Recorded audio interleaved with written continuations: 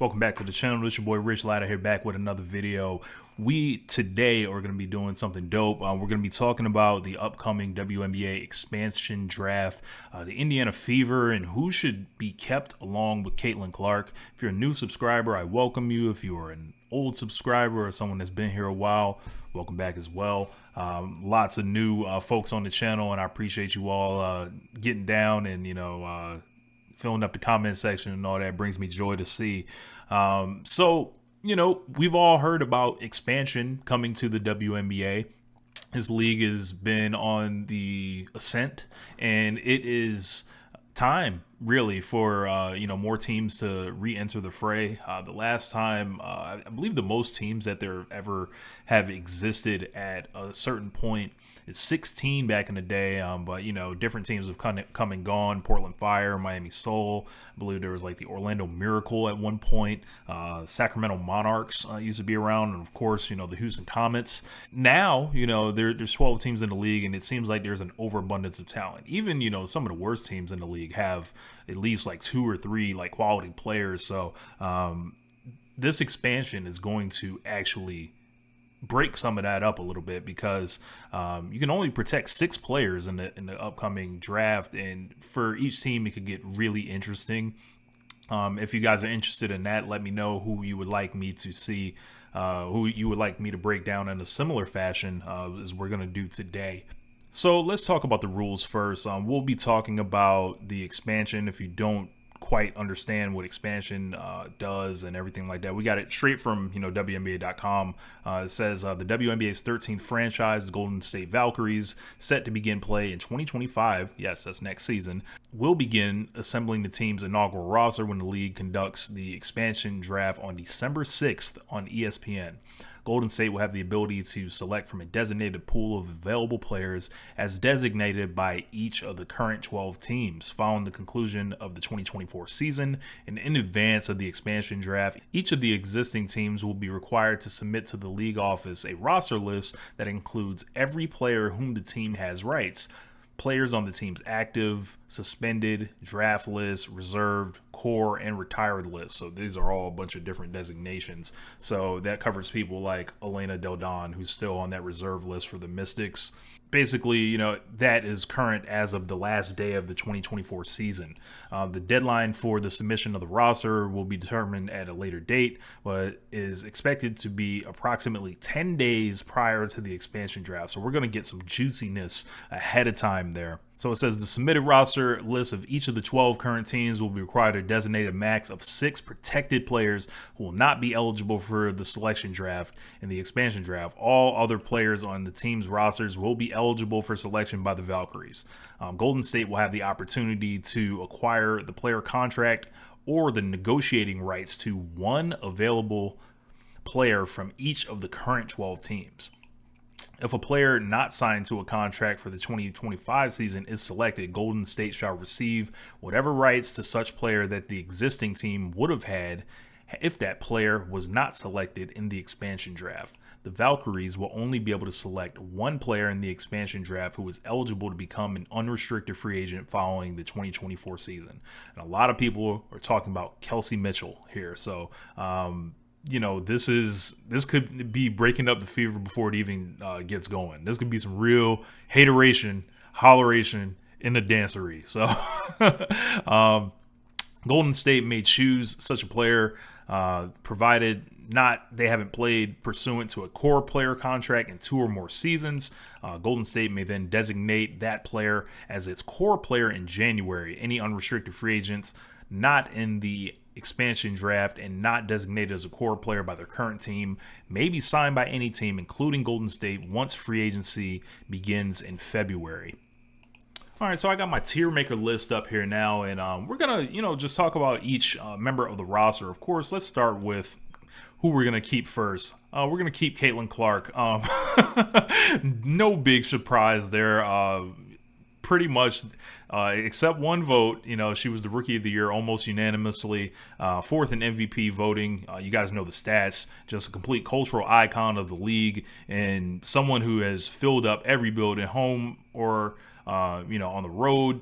And if by the grace of God, somehow, her name was left off of the protection list, I would want everybody in the Indiana Fever building, top down, GM to the janitor, everybody's getting hogtied. So obviously we got Caitlin Clark, and we're thinking, who are we going to keep with Caitlin Clark? Who played best with her this season? Who's going to be valuable going forward? And for me, if we're looking at this core designation and all that, I brought up Kelsey Mitchell a couple minutes ago, and Kelsey Mitchell and Caitlin Clark, for me, that's the best backcourt in the league. Offensively, just phenomenal. And I think eventually they're going to need additional help, whether it's a defender or some kind of microwave to back them up. But I wouldn't break that up year one if it was up to me. So I'm going to keep Kelsey Mitchell. Absolutely. I know the season ended rough for her. If you're an Indiana Fever fan watching this, it was tough to watch in Game 2 against Connecticut. But I believe in Kelsey Mitchell, in her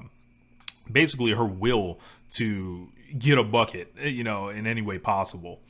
So moving on, we're going to bring Aaliyah Boston, of course. 2023 Rookie of the Year. For my money, she's the future of the league at the center position. The combo between her and Clark, just as a 1-2, guard center combo, is just one you dream about pretty much. And then, with Clark, Mitchell, Boston, I call them CMB, we all we got, just like New Jack City. And I think, this is the core of a champion. And the more they play together, they are, they've already shown that they will blast past the league offensively. And Aaliyah is such a physical presence down low. She's always getting on the nerves of the opposing, post players, and she can already score on anybody in the league, pretty much, backing down on them. And she showed so much to me this season as someone who could set screens and make decisions coming off of those screens when that was not her game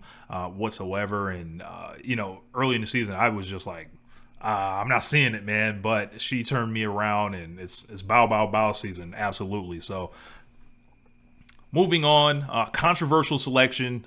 She is someone that I think the, Fever fans at large, they kind of get puzzled by her. Some of her tweets throw people off, but I maintain that she is the X factor. Someone that goes this high in the draft is usually not a mistake. She was second pick in 2022, and as long as you kind of got her, at least on that initial rookie deal, I think you're going to want to keep rolling the dice with her and figuring out how she can contribute in the offense, even if she ends up as like maybe the sixth, woman off the bench. But I'm going to put Nalissa Smith up here, and I know hear me out. A lot of people were looking at her and Dejanay Carrington thinking it was an off the court issue and stuff like that. I don't happen to subscribe to that. I think that's just, two young people in love, and, they're going to find a way to express that to one another. But I believe Nalissa is a competitor, a gamer, and somebody that I would love to see keep growing with this roster. I feel like she fits. She has, a nice inside-outside game. I think if she can, work on finishing around the basket, that would be beneficial for her, especially like being somebody that can run the floor, because Caitlin's always going to find her in that case. And I'm not in the business of just dropping a former number 2 pick into an expansion draft and not protecting her and just saying potentially losing her for nothing. So if you're going to keep her and keep her for nothing else, unless, if it's the value, like just keep her for the value at least. And then you can do some type of transaction with her in the future if that's, another way to go with it. Up next, Temi Fagbenle. Fagbenle was one of the first players this season to show major chemistry with Caitlin. She's a protector kind of on the court of her as well as off the court. Great chemistry there as well. And she's a veteran player in the league. Looks like she kind of struggled the second half of the year with some injuries. Definitely the thumb injury bothered her, but she was like someone that loves to run the floor, great finisher around the rim, and I think she can be someone who guards up the 4 and the 5, possibly the 3, and I think she is, someone that you can keep in that, that top rotation as far as all the bigs on the team. I would not let Temi go just for nothing. So the people we have left, we have Grace Berger, Kaylee Lou Samuelson, Erica Wheeler, Demetrius Dantas, Lexi Hall, Victoria Saxton, and Christy Wallace. So we've got one person to pick here, and for my money, there's only 2 people to really consider here. I think Dantas played well in the second half of the season, but Dantas is a veteran. I think she's going to bounce around the league a little. And I think what she does can be kind of duplicated elsewhere. And for me, this comes down to Erica Wheeler versus Lexi Hall. And these are two of, I think, the biggest, kind of chemistry-wise, people with Caitlin Clark. Erica Wheeler has been a great vet all year. Always kept a great positive attitude, even, with the prospect of her job being taken by Caitlin Clark, which is, is commendable because that's not an easy thing. And I think she's someone I would bring back under a different type of contract. She did make a lot for the salary, and I don't think you want to tie up your salary cap just in the structure and the hierarchy of the team like that going forward. So she got, a nice bag this year, but if she comes back on a discount, I think I would welcome her back. But I think Lexi Hull's emergence in the second half of the season as a shooter and as a defender and offensive rebounder gives the Fever a dimension that they were badly looking for. They need someone that's going to guard up. They need someone that's going to do the dirty work between all these offensive sensations like Clark, Mitchell, and Boston. So I'm going to keep Lexi Hull as my sixth person. So we have Caitlin Clark, Kelsey Mitchell, Aaliyah Boston, Alyssa Smith, Temi Fagbenle, and Lexi Hull. And who we have left: Grace Berger, Katie Lou Samuelson, Erica Wheeler, Dantas, Christy Wallace, and Victoria Saxon. Saxon barely played. Can't even really tell you much about her. Grace Berger does have talent. A lot of people were fans of her in college, and I got a couple of friends of mine who wish she would get more burn, but she didn't unfortunately get in the game enough for me to be like, yeah, this is a no doubt protecting. Christy Wallace stunk. Sorry to say, she was not strong, and she got lots of burn the first half of the season, and it just didn't work. Katie Lou Samuelson, I would also allow her to be in that expansion draft. There's no one I'm taking her over. She struggled in the second half of the year. She went weeks without making a jump shot in games. Erica Wheeler, I'll let her into the expansion. I could see a Golden State selecting her as a veteran guard, great locker room person, great for the league. But if she slips through those cracks, I'm bringing her back in a heartbeat. And Dantas, I think, did a decent job in the second half of the season. There were games she was up, games she was down, but I feel like she's someone like she'll bounce around the league, and also I think there are people out there you could bring in that could potentially fill her role, even to a higher extent. Like I believe it was Natasha Howard from the Wings, a free agent. That would be probably my dream signing for the Indiana Fever, but.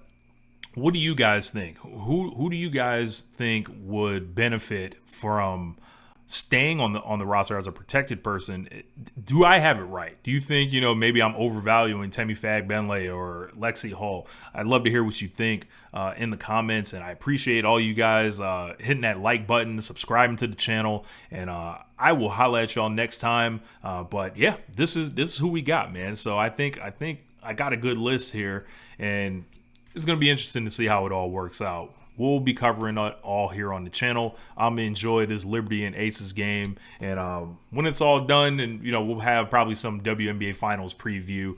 And we'll definitely probably look at some of the Caitlin Clark and Nike stuff as more stuff, as I learn more things. So anyway, my name is Rich. I'm up out of here. Peace.